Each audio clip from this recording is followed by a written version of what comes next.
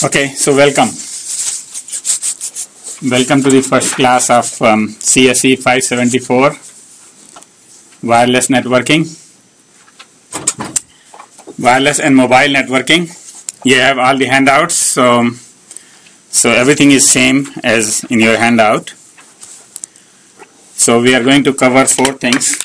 At least 4 or 5 of you have taken the previous course, so you know exactly what I'm going to cover in the first class. But for rest of you, this may be new. Goals of this course, grading, contents of the course, and the schedule.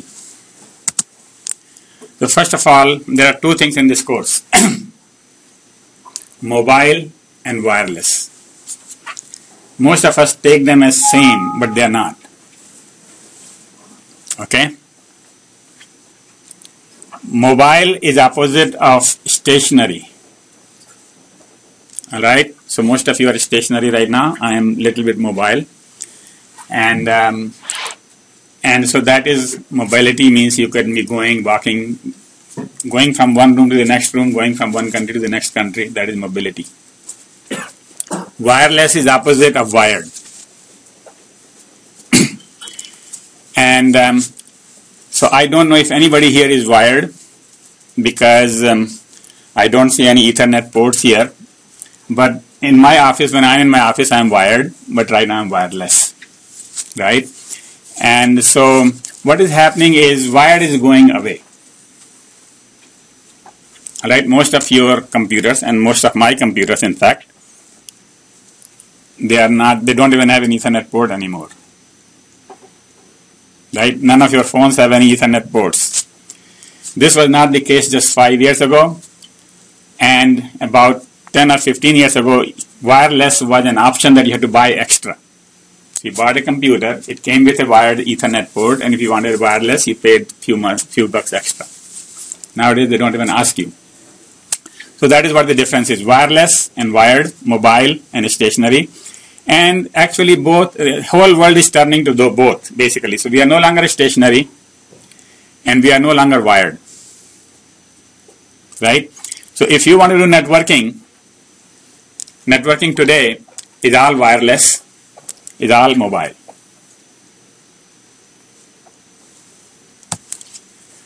So wireless networking, well, so what difference does it make whether it is wired or wireless? First of all, wireless means you are not tied to walls or infrastructure, and therefore you don't need a prior infrastructure. You could just take 2 computers right in the wild. You could go sit in the middle of nowhere, and they could talk to each other with wireless. Actually, they could talk to each other with probably wired as well. In most cases, though, you probably will need a hub or a switch. In the wireless cases, you don't need anything. And that is called ad hoc networking. Ad hoc means basically temporary or something like that.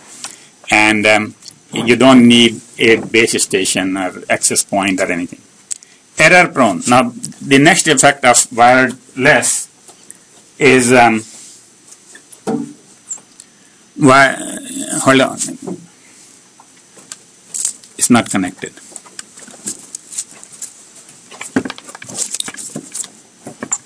There is no power here. Maybe some switch it off. Oh, it's not connected now. Okay. Error prone.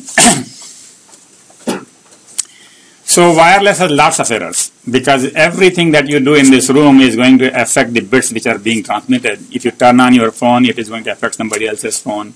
If you talk, it is going to affect somebody else's talk. And so the wireless is basically lots of errors. Frequent disconnections, because if the errors becomes too much, the system cannot get over them and they disconnect. That's what happens to your phone calls oftentimes, right? Resource management and quality of service is a big deal. So in the wireless, we worry about how to give you the quality of service that you are used to getting wired from the wired networks, right?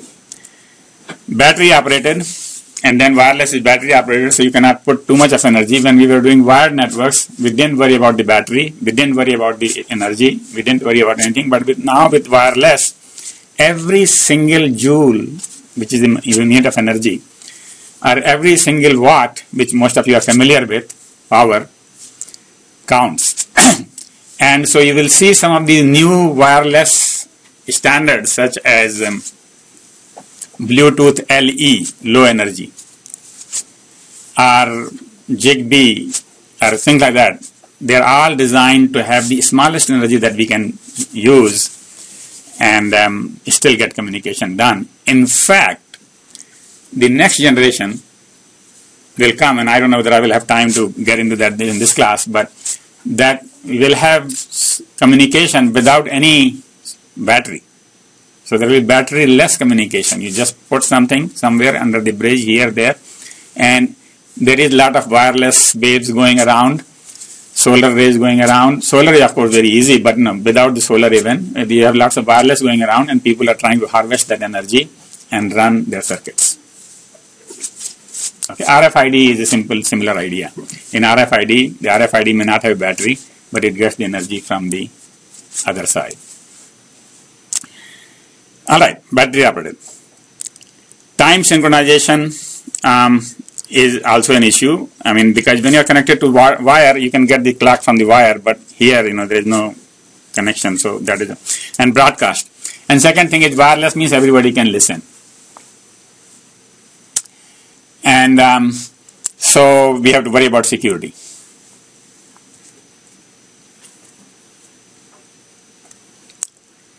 Any questions about any of this? Any comments? By the way, as we come to the end of this lecture, you will know that there are points for asking questions. So you may start getting those points even from today, the first class. Because at the end of the class, at the end of the semester, don't argue with me that whether you got points or not, because it is on the class participation. And class participation includes asking questions, answering questions, being present in the class, everything else. It's not just being present in the class and sleeping, or being present in the class and not asking.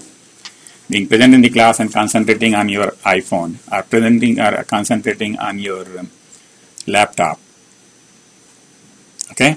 I want you to be alive and be active. So, if there are any questions, please ask. And that is good for you, good for everybody else, and good for me. Mobile networking. So, what does mobility do? Well, mobility is basically, now you have location issues.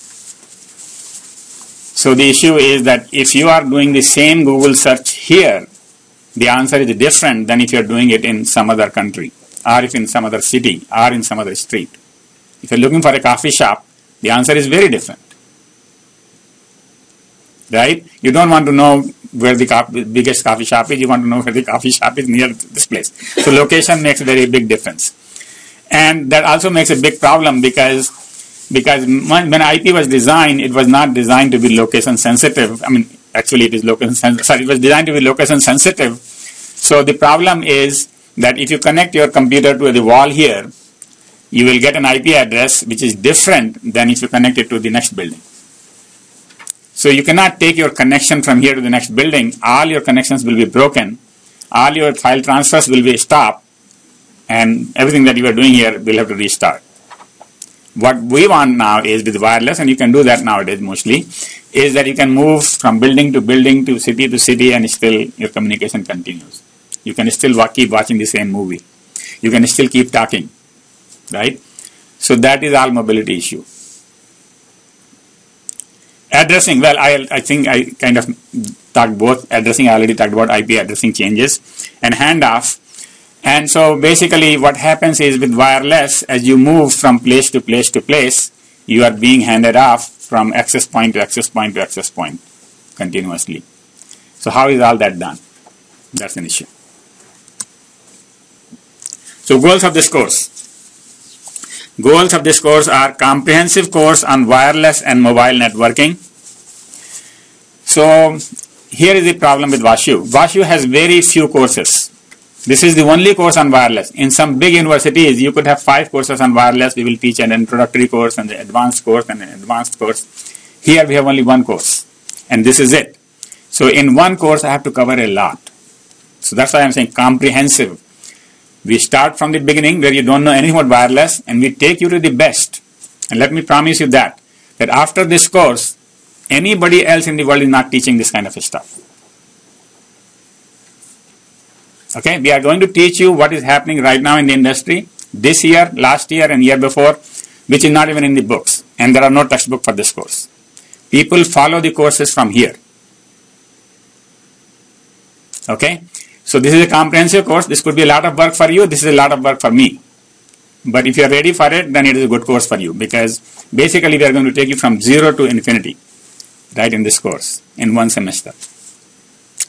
Broad coverage of current areas, and because of being that it is a breadth first course.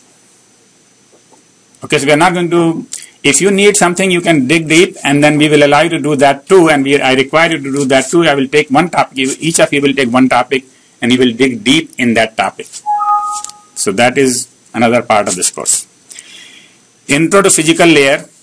So we will start with wireless communication. So what happens is, in many universities, there is a course called wireless communication. So the difference between communication and networking is, communication is the layer 1, physical layer. Okay, there they teach you in great detail how to send a bit from here to there. And networking starts from the layer 2, media access control. And so this is networking course.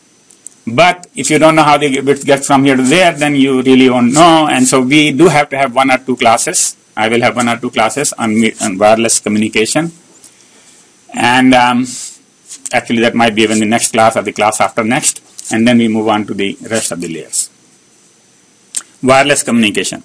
And the emphasis is on actually higher layers. And this is a networking course, so we talk about layer 2 and 3. We really don't get into layer 2, 3, and maybe 4, but not applications. So we are not going to get into applications, gaming, and things like that. But there are lots of applications of wireless which you can think about. Emphasize both present and near future. So we talk about industry standards and products, and much of the material in this course comes from the industry standards. So there is new things happening in the industry right now, and such as you will see in the next few slides. Those, as I said, are not in the books. They are all in the industry, and so we'll cover that, and the future research, of course, as well. This is a graduate course. It's not an undergrad course. This is a graduate course. So there is no reliance on the textbook or one textbook. When I teach an undergrad course, we follow a book line by line from beginning to the end. Okay? But this is graduate. You are supposed to be able to read stuff from different places. There is no textbook. Lot of independent reading and writing. And that survey paper. Everybody has to write a survey paper. And that survey paper is the one topic that you will go into detail and go into the depth. And that is just basically for you to learn the techniques of going into the depth, so that when you get out of here, you will not be working on that topic, you will not be working on wireless, whatever I teach you, because there will be something else next year new. Right? You will be working on that, something that I haven't even taught you, even though you got the best, but the best changes every year. Right? So you should know how to get into the depth of whatever you are asked to get into the depth of. Because even if we got into the depth of something, one thing here, it won't help you at all. So I mean, like, basically we teach you the techniques more than the material. And peer reviews. So the survey paper will also be reviewed by other people in the class. So each of you will review 3 papers, and each of us will get 3 reviews. Any questions so far? It's too quiet. Somebody who is from the previous class has to ask a question. Okay? 1, 2, 3, 4, 5 people. Yeah, go ahead. If we took, I forget the number of the question, the intro networks. 473. Yeah, thank you. Like a year and a half ago. Yeah. Are there things that we should brush up on? Is there like a resource that's really... Okay, so 473 is very easy to brush up on, because 473, we follow a textbook. And I don't think the textbook has changed in the last 5-6 years. Okay? So if you feel that you have rusted on, you don't remember or anything like that, then you can just pick up that textbook, and you can actually go to my website, and it has all the lectures recorded. This lecture is being recorded. Your question is being recorded. And so all the recordings are there. You can listen to the lecture, those of you, who want to do that, or who have not taken 473 here. And you can just flip through the book. if you want to. Yeah. Is there anybody who took the 473 last semester here? Yeah. What was the book you used? I forget the title. I can. Author's name Kurose and something? That sounds right. Yeah, that's the author. So, just Kurose. Okay. All right. Why wireless networking? Now, if you want to do anything in networking, and I will tell you there are plenty of reasons why you want to do in networking. First of all, computer science today has become fundamental thing. Even if you're not a computer scientist, you need to know about computers and computer science. Right? Everybody needs that 131 basic background. So computer science become fundamental. But in computer science, networking is the key. And let me tell you that every company that is making money today, whether it is Microsoft, Google, Facebook, Amazon, all of them are making money in networking. And the most valued company today, Apple, is basically based upon mobile networking. They are the leader in mobile networking, right? So you name any companies that are hiring, they're all networking companies. And if they're networking companies, they need wireless. Okay? So wireless is ubiquitous. Wi-Fi. By the Wi-Fi, what it means is wireless fidelity. Wireless fidelity, basically, that somehow meant that somehow equivalent to the wired network of the time, which was 1999 when Wi-Fi was standardized. So whatever the wired network were there at that time, we wanted to be equivalent to that. Most of the access is wireless today. So today, if you look at a network has a core and the access. Access is outside, right? The edge is all wireless. When you read your email today, when you send an email or go to browse or everything else, you are doing wirelessly. And then it goes on a wired network. Okay, so yes, wired is required, but that is required in the data centers, in the core network, in the carrier network, and so on and so forth. Right? But access is now completely wireless. Smartphones, tablets, laptops, everything have no wired connections anymore.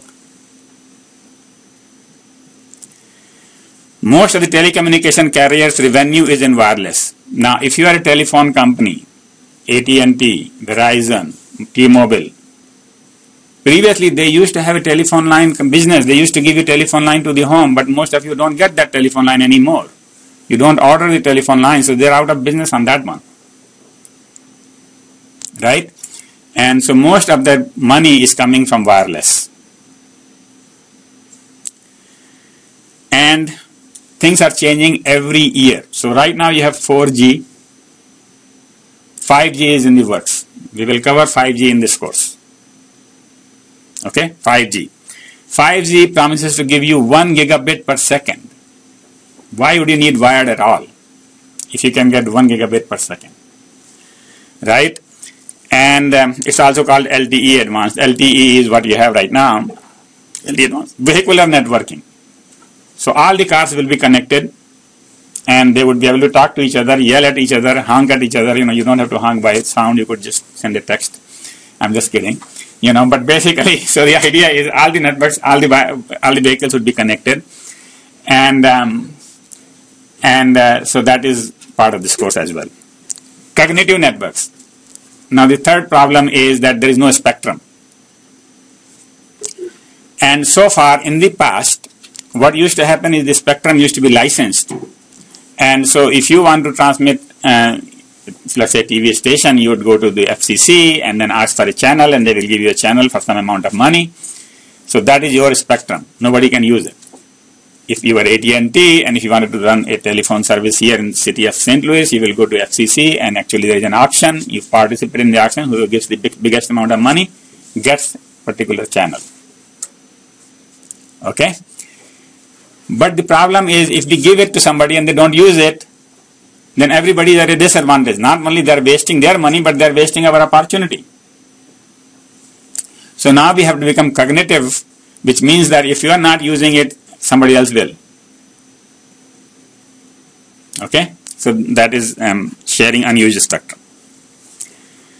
Mobile internet started on June 29, 2007, not very long ago. June 29, 2007. Today is 15, 8 years ago. So basically, that is the day that Apple announced iPhone. Now, before that, there was mobile internet. I have had smartphones, I don't even remember for how long, but they were not really smart at all.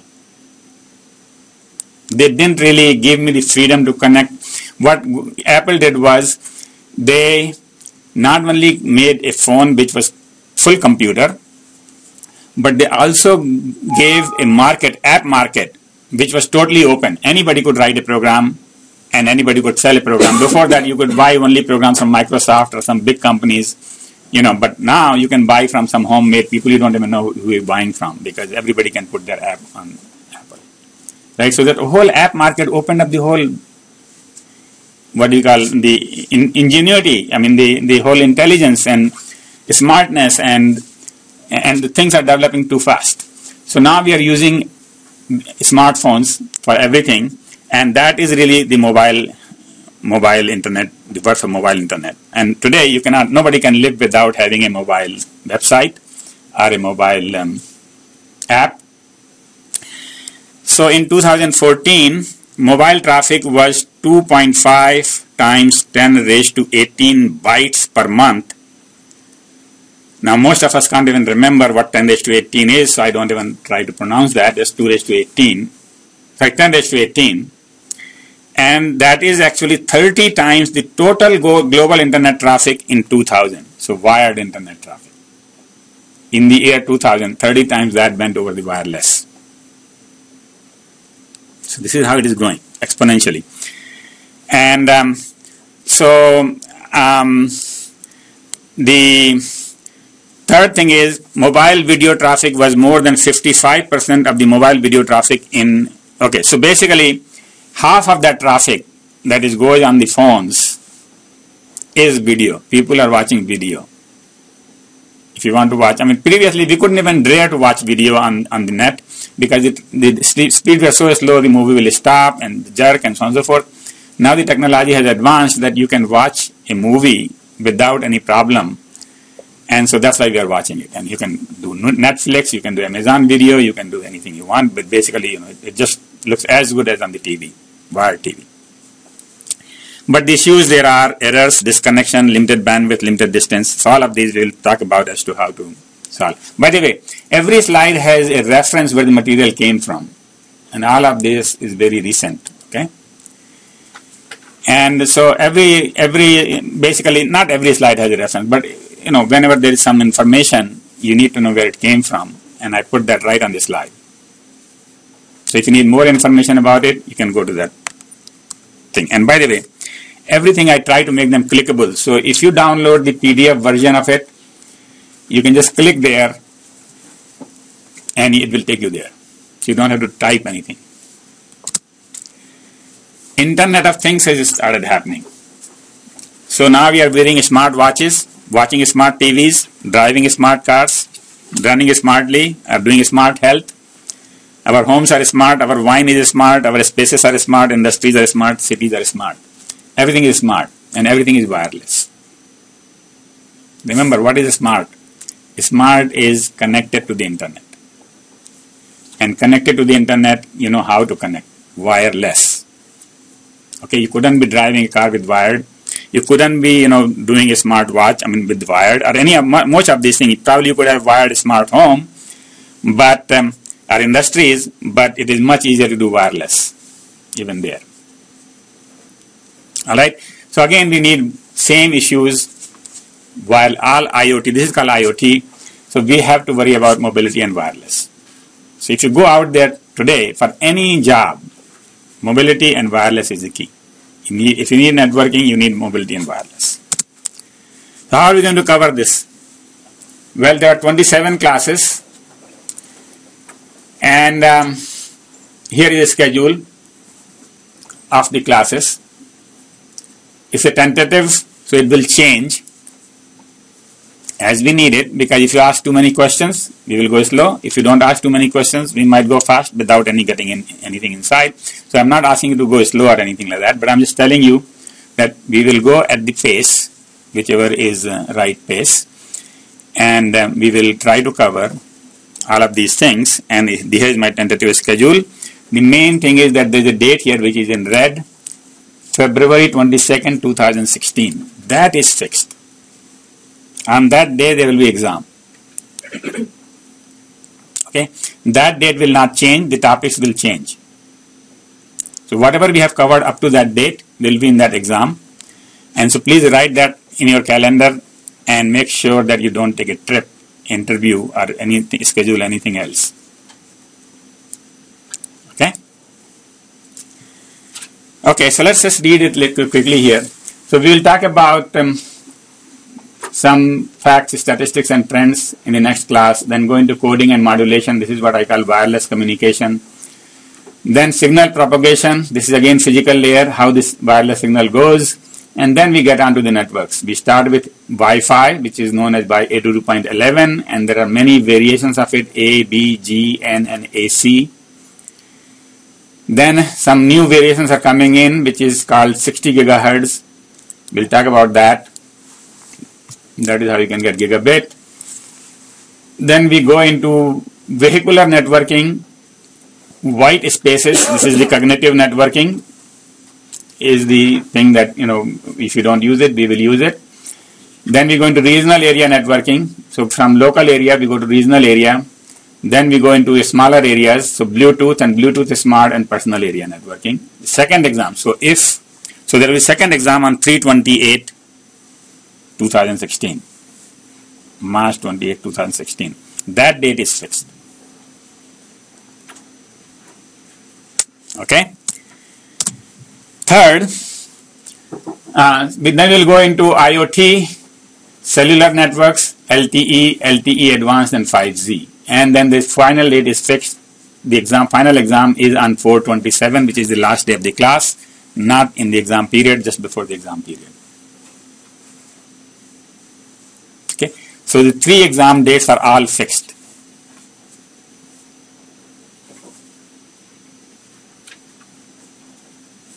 Any question about the material or the dates? Yeah. That second midterm, is that cumulative or is that in between midterm 1 and 2? Right, good question. The question is, are the exams cumulative? And he asked about the second exam, but in general, for all 3 exams, the answer is same. All 3 exams are incremental. So exam 1 will cover first 9 classes, exam 2 will cover the next 9 classes, exam 3 will cover the next 9 classes. The cumulative is not required, but the knowledge has to be required in the sense that if you don't know how the signal propagates, you won't be probably able to understand LTE or 5G. So, just they are building on the top of each other. The exam doesn't require you to know it, but indirectly you will not have to forget. You have to remember a little bit about all that. Is that a good enough answer? Any other question?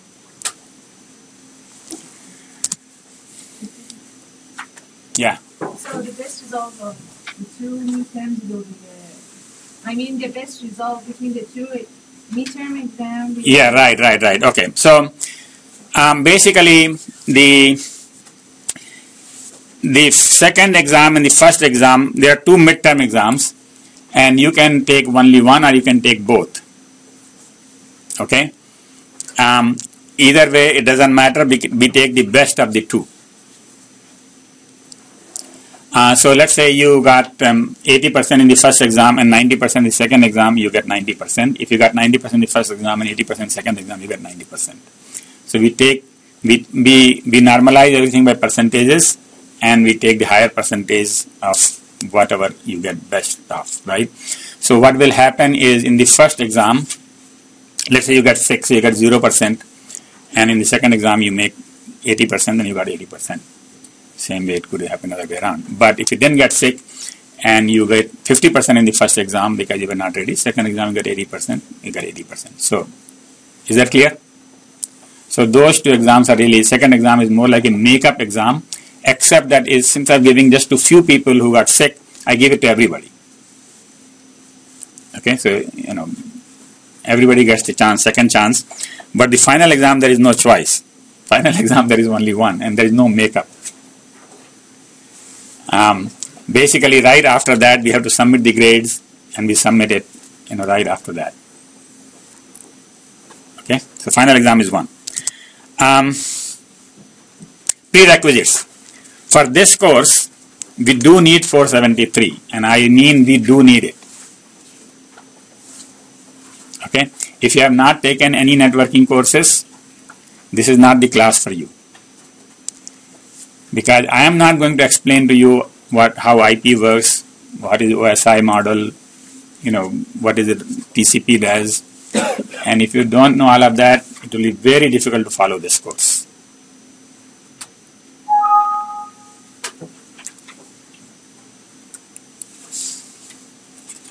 Alright, 473. So what I'm assuming is that you know ISO OSI reference model. Okay, I suppose you know what is OSI. Physical layer. So in the physical layer, here is what I have found is that most instructors, current instructors, don't spend any time on physical layer. So, but when I taught it, I did teach Nyquist, Shannon's coding, and Manchester scheme. So for example, if I said Manchester coding, people will understand. And I don't know whether in the previous classes, in your class last semester, did they teach you any of these? Not in any detail. Yeah, well, I think they just have to mention, some people have to know it, because of course we cannot go into, this is all what we call communication. If there is a course on communication, which I'm sure there is probably from the electrical engineering department, they are going into too much detail of all of this. We just have to cover in one class, and we have to know that much here. And then, so we talk about the media. So we talk about, again, this varies from instructor to instructor, and class to class. So UTP is the unshielded twisted pair. So the Ethernet wire that you use is UTP. Cat5 is the category 5. Nowadays we use some higher category. Does anybody know what category Ethernet be by now? 7. Cat 7. So this keeps changing every year. We started with Cat 4. I don't remember Cat 4. Cat 5, clearly we started with. Cat 6 was 2 years ago. Now Cat 7. If you have your old wire, that is no good, because it won't take you to 10 gigabit or higher speeds that we are talking about, right? So Cat 5. Microwave, what is microwave? And then radio. Data communications, asynchronous versus synchronous, baud versus bit versus hertz, half duplex versus full duplex, modulation versus demodulation, packet transmissions. And the problem is, I'll tell you what is the problem with the current 473 when other people teach it. The problem is that the book Kurose starts from the layer 7 and goes down. Okay? So by the time you go to layer 2 or 1, there's no time left. So they skip. Okay? There is a lot of time spent on the application layer and transport layer and so on and so forth. And so this is all lower layer. And so we'll try to make it up as much as we can. But so there is a question about framing, what is bit stuffing or byte stuffing. And then actually you move on to the second layer, which is mostly covered in most of the offerings of the networking classes. On-off. What is on-off flow control? What is window flow control? Error detection. What is the parity, checksum or CRC? For error recovery, what is start and stop, selective reject, go back N. For LANs, what is Aloha, CSMA CD, Ethernet, 802.3. For LAN addressing, what is unicast address, multicast address, local address, global address. For LAN wiring, again, some of this is dated because we don't have any of these left actually. 10 base 5, 10 base 2, 10 base T, 100 base T4, 100 base TX. So you may not know about it, and I don't think we will worry about it. Hubs and bridges, routers and switches. You have to know the differences. Really, we don't use most of these anymore. We don't use hubs anymore. We do use bridges, routers and switches. So you have to know what is the difference between them. Routing. distance vector versus link state, spanning tree versus source routing, not versus, spanning tree or source routing, network layer, connectionless network layer versus connection oriented network layer. Okay, alright, so much. So some of this basically you would know, and if you know some of it, that's good enough. And then when you need to know something more, you can go back to the book or go back to Wikipedia, go back to some source to make it up. But if you have not taken 473, this is not the course to start. Even if you are taking 473 along with this course, which is actually not possible because we are not offering. There was, in the last class, there was somebody who was taking 473 at the same time as this. It was very difficult. Okay, so 473 is required. Textbook, there is no book. In fact, the author of the best wireless textbook course wrote to me, can you write a book for me or can you write the second edition of the book? I said no. But basically, there are no books. And there will be a reading list with each lecture. The list will include books, websites, and Wikipedia. Most books available as Safari books. So one of the things that you need to know when you are in WashU, that we have online books. So library has the whole online collection that you can read from your room, your home, your office, anywhere from your country even. All right, and by country I mean if you are a foreigner, you could be anywhere and read those books from the library. The idea is that now we are moving on to the online books, and Safari books is that. If you don't know what is a Safari book, please go to the library, ask them, ask some of your friends, and make sure that you can log into Safari, you can read a book. Okay, homework number 1 actually will ask you that. So Worcester has a subscription to Safari books. All Worcester students faculty have free online access.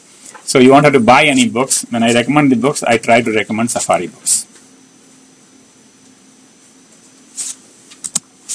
Project. So everyone has to go into the depth. And this is where the course becomes difficult. Is that not only you are reading about all this, but I want everybody to know about something new. And so I will provide the list of topics, and you will select one of those topics and write, or you can do hands-on. If you are very good in hands-on things, and if you like to do some IoT stuff, I will provide you with the blueberries, blackberries, and whatnot, and all microcomputers. We have a lab. You can put something together. Okay, and some students have done that very successfully. And I prefer that. And if you do hands-on, I will even provide you a partnership so that 2 students can join, 3 students can join, whatever size of the project is, and you can do something. But most people do survey paper. So teams of 2 or more allowed for hands-on project, and we will go step by step. So it's not a paper that you will do in one day and submit the next day. I want to see right from the beginning. We will work from every week little bit on the paper. So we will do literature search, reading, writing. And so you should allow some time on the project and some time on the class. Examples of the projects. So 2014, these are real projects that people did, surveys. So LTE, voice over LTE, SDN, wireless, software defined wireless, virtualization, energy efficiency, wireless power transfer. These are the topics which are not in the books. These are written by students. Okay, and so other people come to our website, and these are all on my website, by the way. If you go to the website, my website, and you will go back to 2014 offering of this course, all offerings are recorded, lectures are recorded, the students' things are recorded, all are online. And you will find that other people come, and then this is where they find the information from. This is all very brand new stuff, right? Cognitive radios, Internet of Things. 2010, whatever was the latest in those days, 2010. Smart grid, cloud computing, LTE, advanced LTE, femtocell. 2008, body area networks, medical applications, and so on. 2006, and on. Yeah. So is it either a paper or a project or both? One of the two. Yeah. Paper is single person, project could be multi-person. And I have called them project actually, both of them. Actually, the project is a writing project or a hands-on project. So, I mean, from now on, when I say project requirement, that is meant for either one. When you are going to start these projects on papers? When? Yeah. Yeah, coming up in a minute. Schedule is there. Good? All right. So the project requirement is that whatever you will write on will be very new, 3 to 5 years, and I make sure that I give you the list. Comprehensive survey, and then you write this comprehensive survey will be published on my website, and better ones may be submitted to magazines or journals. Now, just for record, whatever we did in the last semester, some of you were there.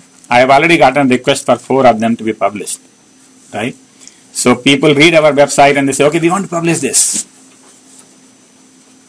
Okay, one has been published, and second one is in the works. So I'm just telling you, we do the top quality work, and we'll publish on website and so on and so forth. No copyright violations, and therefore, I don't want anybody taking writing from somebody else and writing it. It has to be your writing. It could be somebody else's idea, but writing is yours. Right? I don't want you taking some paragraphs from any place and putting into paragraph into your paper. Not sentences, nothing like that. It has to be original so that when it goes, it passes. You need to redraw all figures. Okay?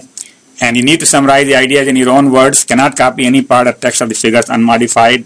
Short quotes, okay. Any unmodified figures need permission. If you need to put a picture of something like iPhone, I mean, obviously iPhone picture is no longer copyrighted. But if you need to put some picture of some Cisco product, let's say, then you have to take the permission. Generally, people don't put that. So they just use line diagrams, which are easy to redraw. Any infringement will return in the forfeiture of the grade even after graduation. So there have been cases where people lost their grade. All right, the schedule. Somebody asked a question about the schedule, and here is the schedule. So there are class number 3, next Monday. First step will be due, search sample, which I will explain to you what that is. 6th class, Monday after that, the HTML sample is due. Monday after that, topic selection is due. Then the references, outline, final report, reviews, and final report. And these are the grades. For the search sample, you get 1 point, 1 point, 1 point, 2 point, 5 point. Total is 20 points. Any questions about the project?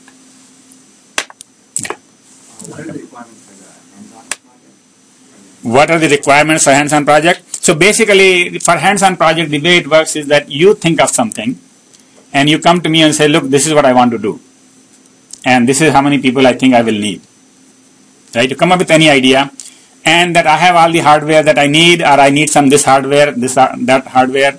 Then I will say, okay, all right, it's okay to have these many people, it's okay to have this hardware, and I will provide the hardware. So we negotiate like that, right? And so when the topic selection date comes, you have to have your idea ready by then, because on the just before the topic selection due date, I would give you a list of my topics. But if you have your own topic, then you probably have to think about it, start thinking about it,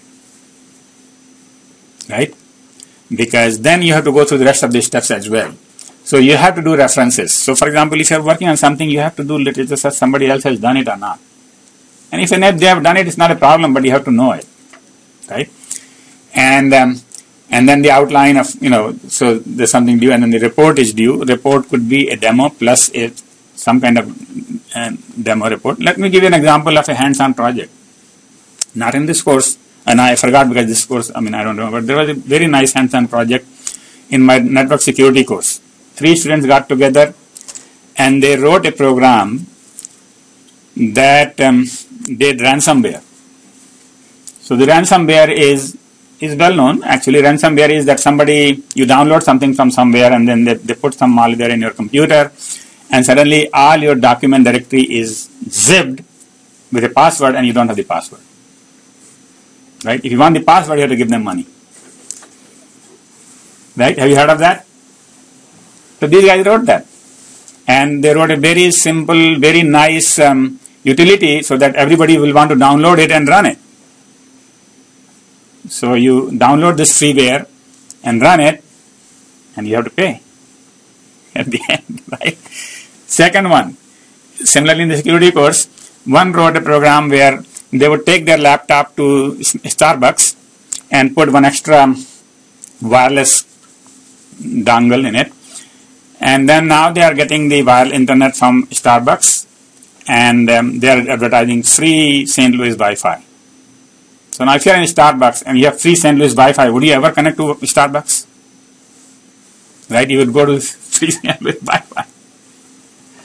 That sounds like, better speed and better authentic and more things like that, right? So everybody connects to them, and then you can do whatever you want with their data passing through. And very simple thing they would do is they would just take the word password, and if in the strings that are going is the word password, they would just record everything after that. And that's it. And everything else you get in normal internet service without you knowing that you have been hacked. Right? So there are some nice ideas, people, and I can go on and on about these ideas. So you have to think about something that related to wireless. You don't have to do security or anything like that. Wireless, and in particular right now there's good opportunity to do something in IoT, Internet of Things. So a lot of people are playing with, I forget this, Raspberry. Is it? Raspberry Pi. So Raspberry Pi, we have Raspberry Pis, we have Galileos, we have all kinds of microcomputers in our lab. And you can do something with them, some sensors, putting some sensors and do something useful. Okay? Anything about the project? Yeah. Was there a question? Sorry. Yeah. I'm coming. Hands-on project, does it have to be like really comprehensive? Okay, so it has to be complete. So you cannot give an incomplete project. So comprehensive means, it doesn't have to be a big thing. Basically, it has to be something that you can do in the time that we are given here. It's like survey paper also is you have to be able to write something that is, in the time here. So it has to be complete, and you have to decide about how many people you would need to complete in the time that we have, and we have those people or not, right? So it doesn't have to be comprehensive. For example, for the ransomware, the utility that you were downloading was not anything special, but something that was utility. That's it. And then you download it, and then it just does everything. Rest. Does that answer your question? Yeah. Okay. So you're going to give out the list of topics. Can only one person pick a topic? Is it first come, first served? Right. Good. So the question is, what about if two people pick the same topic? So what happens is I give a list of topics and I ask you for top 3 or 4 preferences depending upon the size of the class. Because if it's a small class, there is less conflict. In big class, there could be more conflict. So I may ask for example, 4 preferences. 1, 2, 3, 4. And you may get one of those 4. I do the contention resolution. Okay? Yeah. Any other question? All right, grading. So the first 2 exams, total exams are 60%, 30% is the first 2 midterms, and 30% is the final.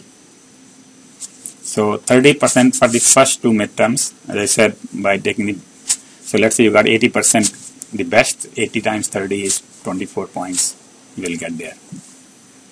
Okay, final is 30%. Class participation is 5%. Homeworks is 15% and the project is 20%. And homeworks includes the quizzes. If I put some quizzes in the beginning of the class, just to make sure that everybody is following, people are not lagging behind, those are part of the homework. They go into the homework. So frequently asked questions. How does the grade depend upon? Grade is a curve actually. And this is a tough one, is that basically there are many factors which affect what percentage you get. Let me tell you. For example, if I give a very hard exam, everybody will be at 50%. I don't want everybody to get a B grade.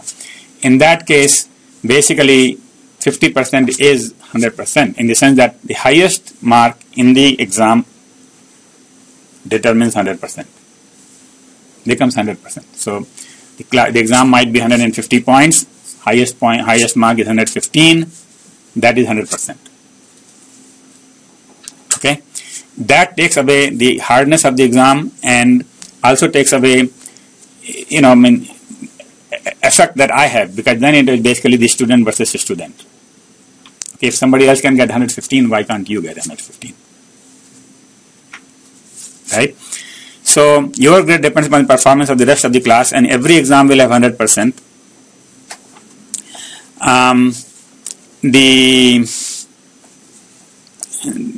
only homework and projects, they don't have 100%. Basically, homeworks and projects are absolute. So if you get 10 points, you get 10 points. I mean, we don't normalize that one. And the exams are closed books, so you're not allowed to bring these handouts.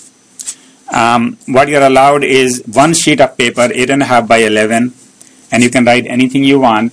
You can print anything you want. You can put in micro print if you want, as long as you can read with naked eye and don't have to bring a micro, whatever, scope. So you can put anything in that exam, right? So 8.5 by sheet by 11, both sides. And the time is limited. Okay? So generally we start with 45 minutes. And that around that time, the exams are designed like that, okay?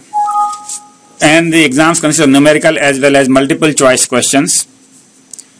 So if there are numerical questions, the points are pointed out that this is 12 point, 15 point, 3 point. But if it is a multiple choice questions, so basically you get +1 for correct answer and -1 upon n minus 1 for incorrect answer. So if there are 3 choices, you get 1 for correct answer, -1 upon, how many they say, 4 choices, 1 -1 upon 3 for each of the wrong choices. Basically the idea is that the average is 0. If you randomly pick the answer, the random is 0. If it is a true or false, +1 for correct and -1 for incorrect. So if you randomly pick, you get a 0. Everyone, including graduating students, are graded the same way. So we don't have anything special for anybody. Homework submissions. All homeworks are due on the following Monday at the beginning of the class. So whatever I give homework today will be due on Monday 25th. Okay? And whatever I give on Monday will be due on Monday after that. Any late submission will always have a penalty. All homeworks will be submitted in hard copies unless specified otherwise. So there are only few homeworks which are soft copies. Everything else you have to bring a hard copy right here. All homeworks are identified by the class handout number. So homeworks are numbered very strangely. Basically, the homework are numbered by the class number. So for example, this one is class 1. If I give you homework, it will be homework 1. Class 2 will have homework 2 and class 3 will have homework. If there is no homework on class 3, then homework 4 will be in class 4. Like that. Module number. All homework should be on a separate sheet. So you don't try to just do homework 1 and 2 on the same one, because we grade it separately, we grade and we need to keep them separate. So we just want to keep them separate. And your name should be on every page. Please write CSE574 in the subject field.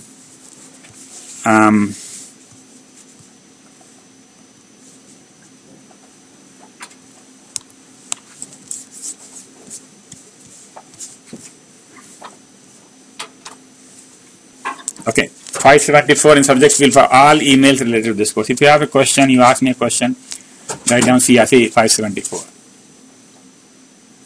as the first word in your email. Because my email, I get lots of email, 500-600 emails a day, and the only way to manage it is classification, automatic classification. So your email will get priority, will go into a priority folder. Okay? Use word homework in the subject field on all emails related to homework. Also indicate the homework number. By the way, here, Siddhant, can you stand up please? Siddhant Sirohi is the teaching assistant for this class. And his email is coming up in a minute. So most of the questions will be going to him anyway. Most of the homeworks will be going to him anyway. So you write to him, and if he doesn't have the answer, he will ask me, and I will answer him, and then we'll try to make sure that everybody gets the answer. His email address is coming in a minute. Okay, Siddhant is the TA. Homework grading. We have 2 parts of the grade. If your method is correct, the answer is wrong, you get some points. If your answer is correct, of course, you get more points. So how you got the answer. So make sure that you tell us how you got the answer. If just you got the answer and you don't tell us how you got the answer, then you don't get that. So intermediate calculations, so equations, formulas, spreadsheets, Excel, whatever you have used. There may be some short quizzes at the beginning of each class to check if you have read the material covered in the last class. I want people to just run with me, along with me. Okay, office hours. So 11 to 12, Monday through Wednesday, 5:23. Teaching assistant Siddhant Sirohi. Now I wrote his office hours, but I don't know. Is this good enough? Huh? Yeah. Friday and Sunday. So he will be here on Sunday because most people don't think about the homework which is due on Monday until Sunday. So we have made a special arrangement to see him on Sunday. And his office is in Bryan 516, which is my lab. There should be generally no need for you to see me because if you have a question, I would prefer that you ask it in the class. There is no reason to believe that you are the dumbest person in the class, that if you ask this question, everybody will laugh at you. This is a class. You are here to learn, right? If you had the answer, you won't be in this class. You would be outside, right? So don't feel bad. And if you ask, you get points for participation. And the advantage of that also is that everybody else gets the answer as well.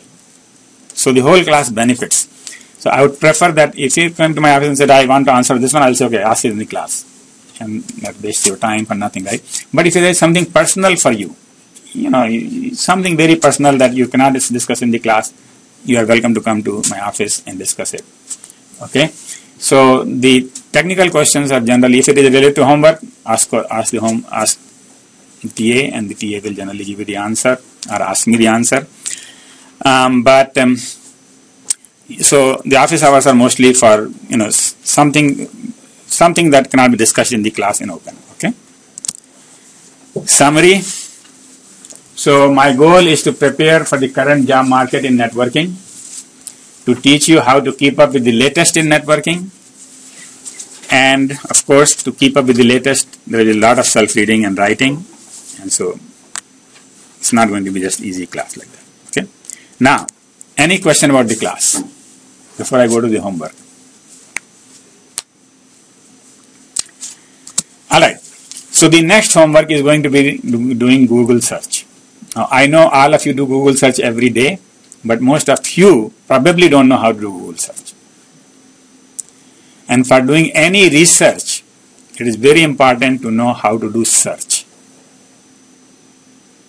Okay, so the right way to do Google search is to use these modifiers: file type, PDF, site, boostel.com. How many people know what is file type PDF? Okay. So half of the people who raised the, actually -2. Everybody who raised the hand, -2 are the people who were in the last class. So they know it. But this class, you will all know it.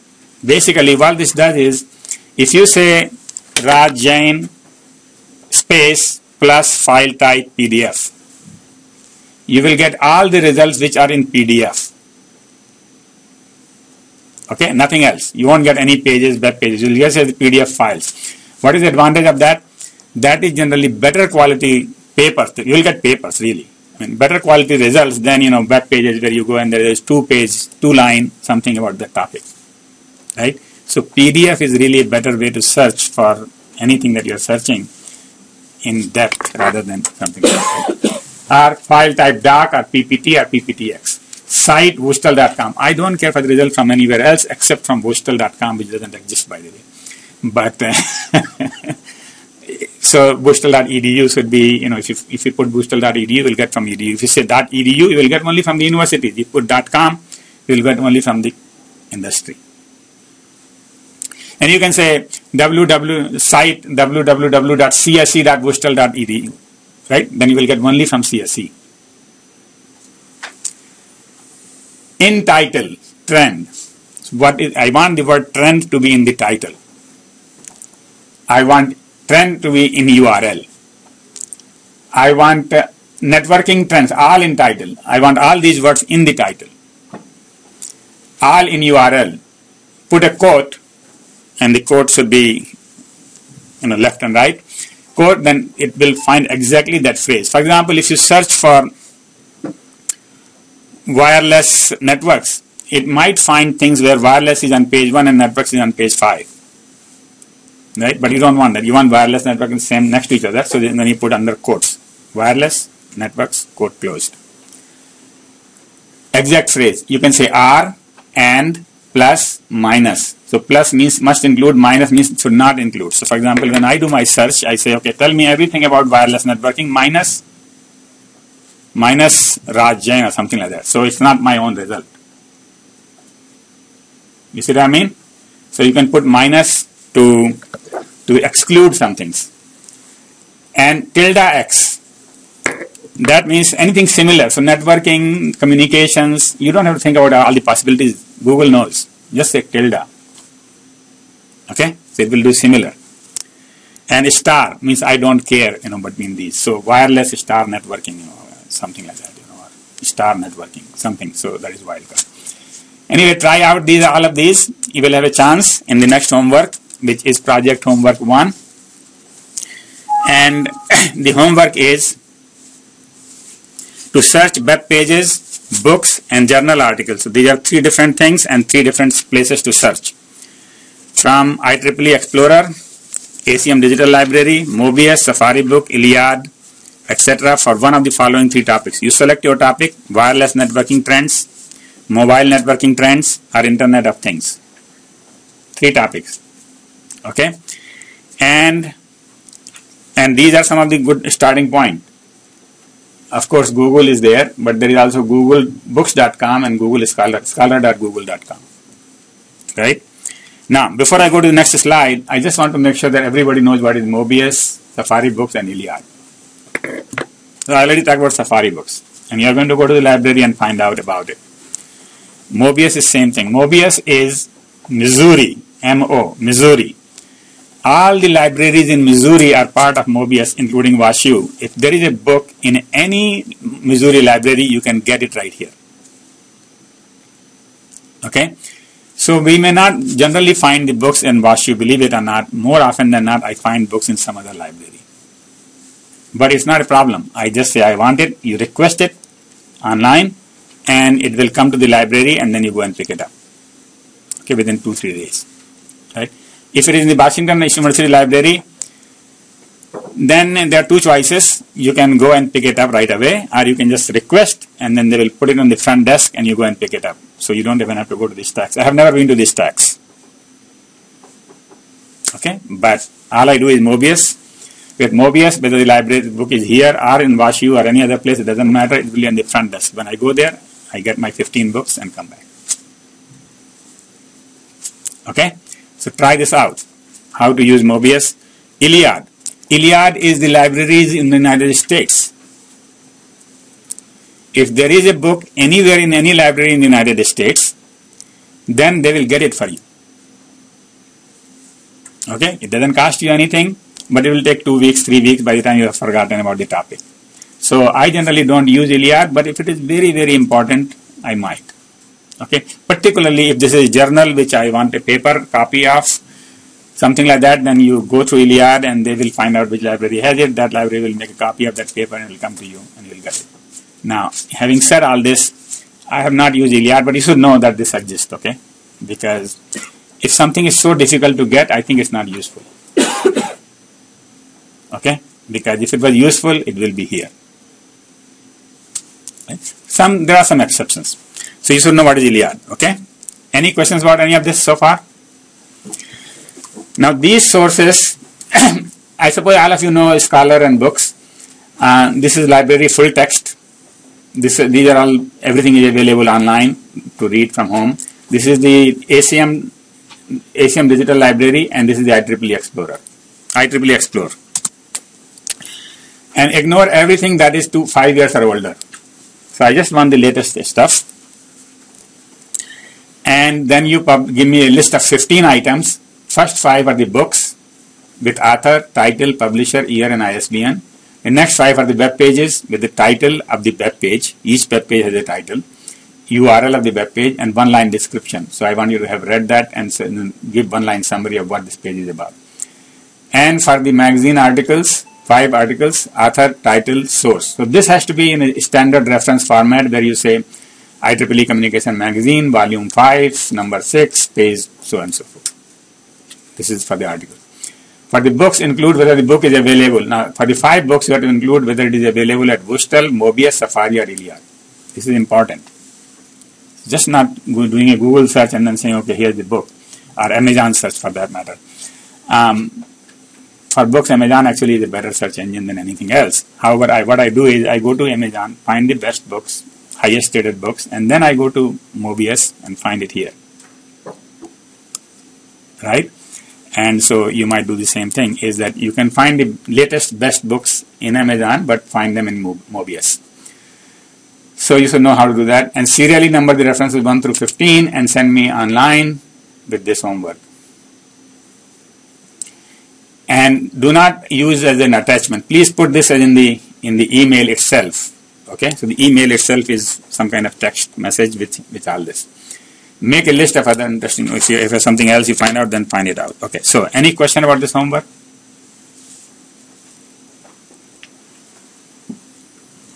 All right. Anybody see any problem in there? Go ahead. That means 5, 15. Total 15, 5 each. 5 books, 5 web pages, and 5 papers. Okay? No more, no less. Now, common mistakes.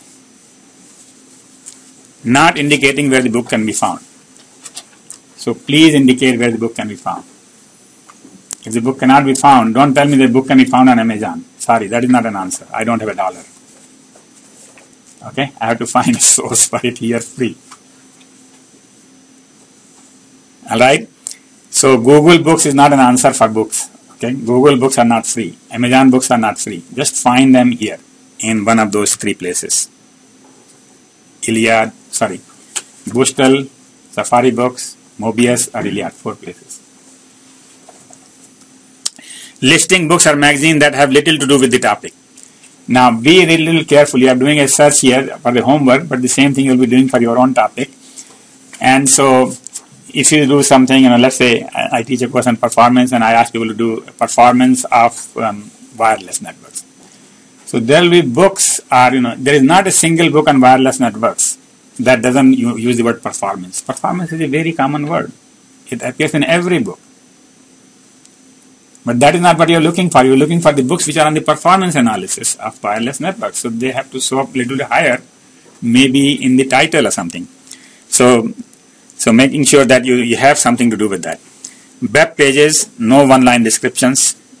An incomplete bibliography data for general articles. If it is an article, then please write it as we write on the papers, okay, which is the title of the journal, volume number, page numbers, etc., right? And the date of the journal. Missing journals need names of the journals dealing with the topic chosen, because if you just go and do Google search, you may not find all this information. So please, make sure that you have all the information that you need for those. All right. Any questions about that? Everybody can do homework 1? All right. So the final thing we have to do today, in the next 5 minutes, we have 10 minutes, is to do this quiz. And the thing about this quiz is that I will not be seeing the answer. So this is a very private quiz for yourself. On this quiz, I have asked a question which I suppose that you should be knowing beforehand.